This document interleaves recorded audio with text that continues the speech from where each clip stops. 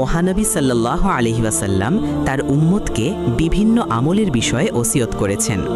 এর মধ্যে রয়েছে 3টি এমন আমল যেগুলো মৃত্যুর আগ পর্যন্ত না ছাড়ার ওসিয়ত করেছেন তিনি। এ সম্পর্কে হাদিসে এসেছে, আবু হুরায়রা রাদিয়াল্লাহু আনহু বলেন, আমার প্রিয়তম রাসূল সাল্লাল্লাহু আলাইহি ওয়াসাল্লাম আমাকে 3টি বিষয়ে ওসিয়ত করেছেন যেন আমি তা মৃত্যুর আগ পর্যন্ত ত্যাগ না করি। চলুন জেনে নিই গুরুত্বপূর্ণ সেই 3টি আমলের বিষয়ে। 1. প্রতি মাসে 3 দিন রোজা রাখা। নবীজি সাল্লাল্লাহু আলাইহি ওয়াসাল্লাম বলেছেন, প্রতি মাসে 3টি রোজা রাখা সারা বছর রোজা রাখা সমান। এর কারণ হলো ইসলামে একটি নেক আমলের সওয়াব কমপক্ষে 10 গুণ বৃদ্ধি করা হয়। তাই প্রতি মাসে 3টি রোজা রাখলে তা 30টি রোজার সমান হয়ে যায়। এই রোজাগুলো সাধারণত আইয়ামে বীজ প্রতি চন্দ্র মাসের 13, 14 ও 15 তারিখ রাখতে হয়। 2. সালাতু